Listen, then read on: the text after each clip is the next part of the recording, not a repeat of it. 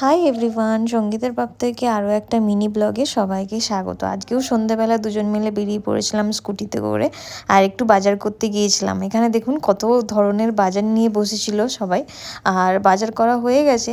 বাজারের মধ্যে কিছু ফ্রেশ সবজি কিনেছিলাম। এই যে বাজার করা কমপ্লিট হয়ে গেছে, এরপর চলে এসেছিলাম বাড়ি। আর বাড়িতে কি বানাবো, রাতের ডিনারে বানানো হচ্ছে এখানে চিকেন স্টু। এখানে আলু আর গাজরটা দিয়ে দিয়েছি, পেঁয়াজ আদা রসুনটা ফার্স্টে দিয়ে দিয়েছি। এখানে আছে চিকেন, আর এখানে আছে বাঁধাকপি, আর নিচে আছে বিন, আর এখানে আছে সুইট কর্ন।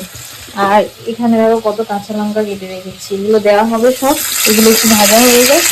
চিকেন এখানে দেওয়া হয়ে গেছে, আর বাঁধাকপি আর বিনসটা বাকি আছে, আর সুইট কর্নটা বাকি আছে, এটাকে পরে দেবো।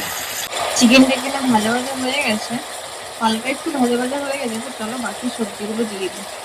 বাঁধাকপি আজকে পুরো সবজিতে ভরপুর, বাঁধাকপি আর বিনস।